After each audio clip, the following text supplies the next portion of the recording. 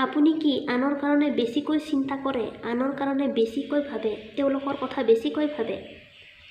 যদি এইটো আপোনাৰ মাজত আছে, আজিৰ পৰাই এতিয়াৰ পৰাই বন্ধ কৰি দিয়ক।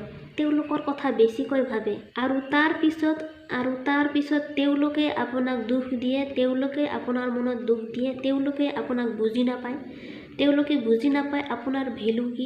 যদি এনেকুৱা পৰিস্থিতিৰ সন্মুখীন হৈ আছে, আপুনি বুজি ল'ব, আপুনি তেওঁলোকৰ ওচৰত, তেওঁলোকৰ নজৰত বেছি ভাল হোৱাৰ চক্কৰত আপুনি তেওঁলোকৰ নজৰত, তেওঁলোকৰ ওচৰত আপুনি বেয়া হৈ গৈ আছে।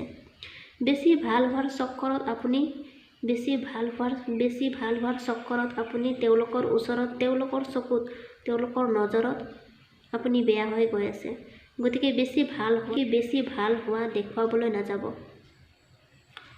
আজিৰ পৰাই বন্ধ কৰি দিয়ক বেছিকৈ চিন্তা কৰা আনৰ কাৰণে, বেছিকৈ তেওঁলোকৰ কাৰণে ভবা। আজিৰ পৰাই এৰি দিয়ক, আজিৰ পৰাই বাদ দিয়ক। যদি আপুনি ভাল আছে, যদি আপুনি শুদ্ধ আছে আপোনাৰ ঠাইত, তেতিয়াহ'লে আপুনি প্ৰুভ কৰিব নালাগে। আপুনি য'ত আছে তাতে থাকক। মনত ৰাখিব সদায় এটা কথা, self respect is most important. আপোনাৰ বাবে, আমাৰ সকলোৰে বাবে।